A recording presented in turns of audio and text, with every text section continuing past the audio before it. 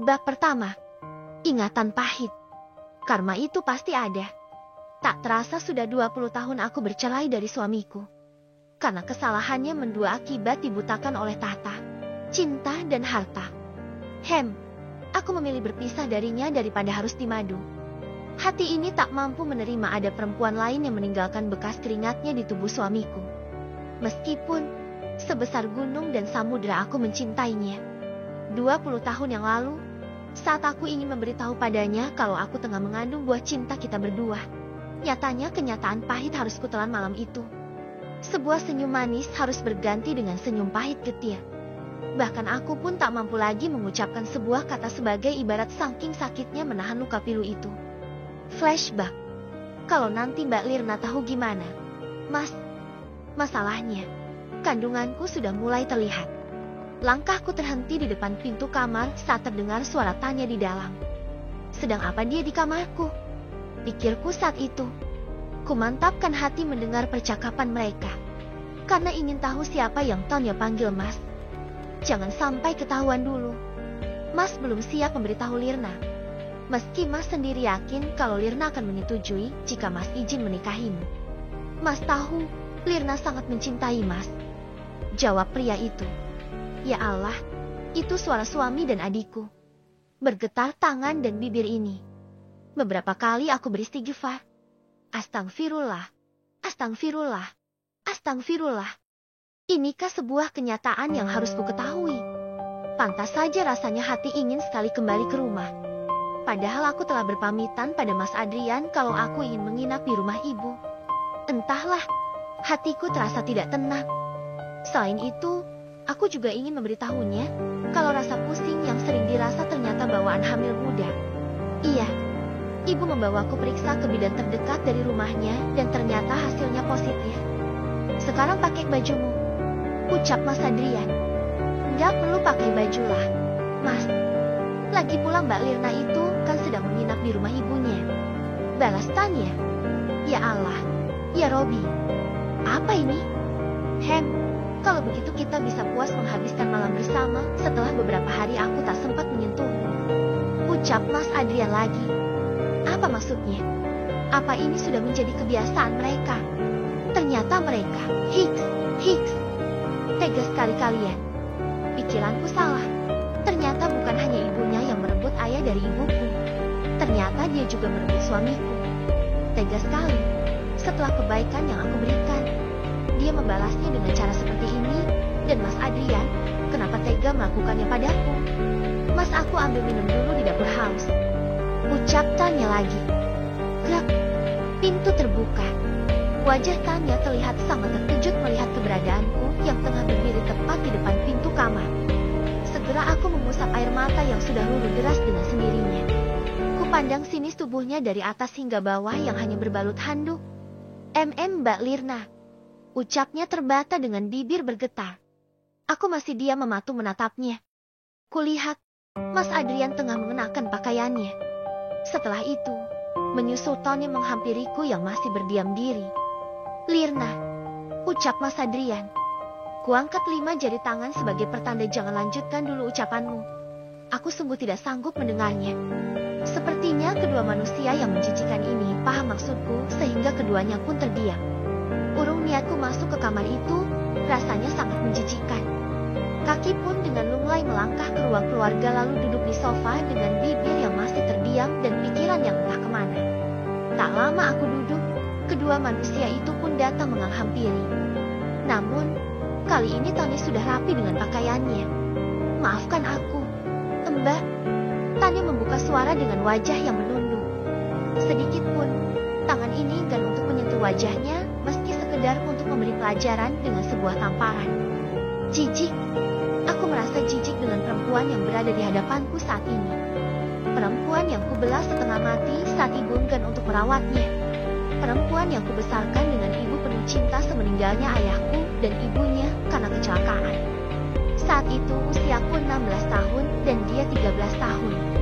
Karena aku yang bersikeras saat melihatnya menangis di samping jenazah ibunya, memohon pada ibu untuk membawanya bersama kami. Sekuat tenaga ibu menerima anak dari istri kedua ayahku yang menikah secara diam-diam. Bagaimana kalau ibu tahu kalau anaknya juga melakukan hal yang sama terhadapku? Pasti ibu sangat terluka. Lirna, maafkan kami. Mas Adrian menepuk bahuku, membuatku tersadar dari lamunan. Jangan sentuh aku, Mas. Aku jijik. Jangan sentuh aku. Bentakku membuat mereka terhentak. Mungkin mereka tidak menyangka dengan reaksiku. Suka atau tidak suka, aku mencintai Tanya. Mas Adrian mengaku membuat hati ini bertambah sakit.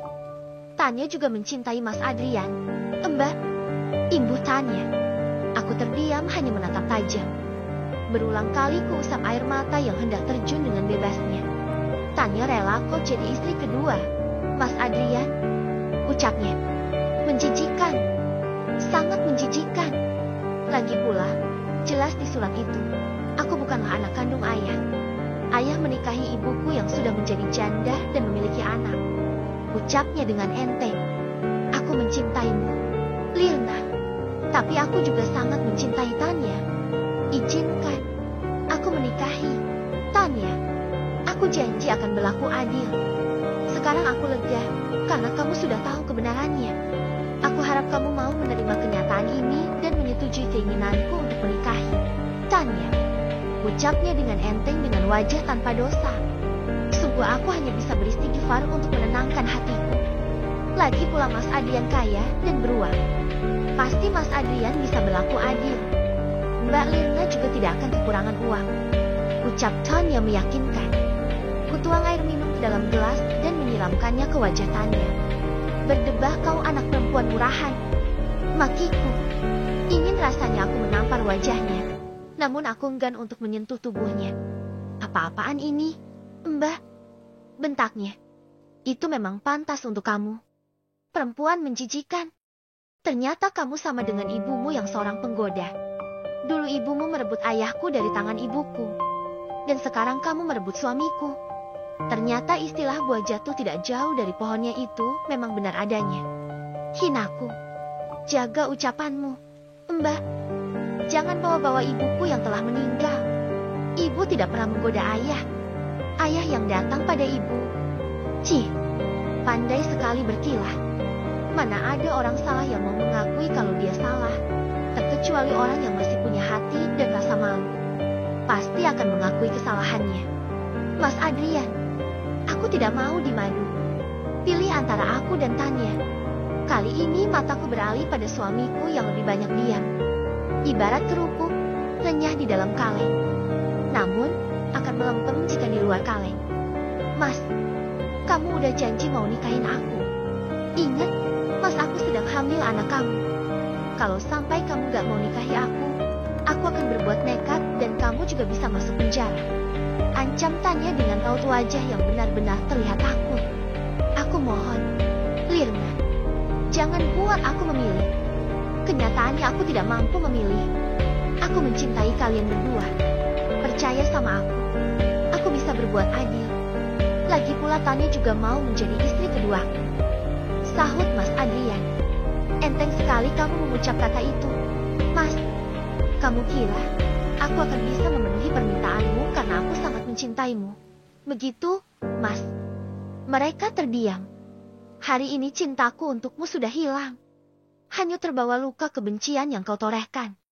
Tegasku. Kalau begitu, aku memilih untuk menikahi Tanya, ucap Mas Adrian. Dan aku akan memberimu separuh dari hartaku. Lanjutnya. Tidak perlu, Mas.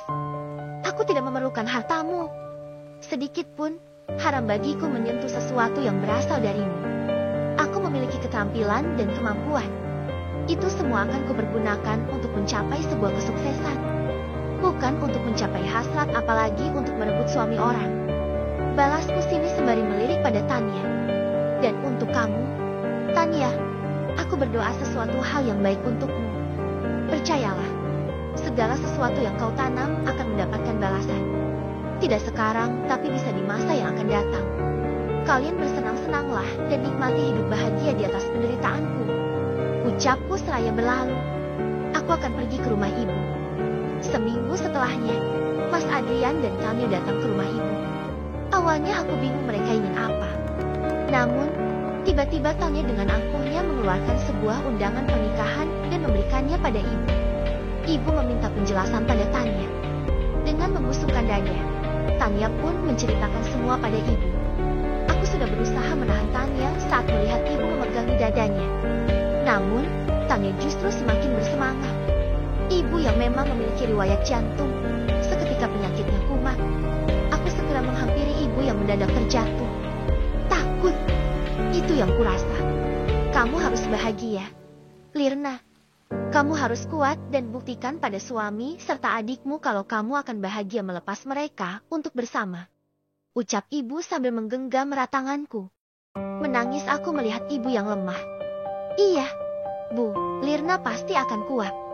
Tanya bukan adik, Lirna, Bu. Jawabku dengan derai air mata. Asyhadu alla ilaha illallah wa asyhadu anna Muhammadan Rasulullah.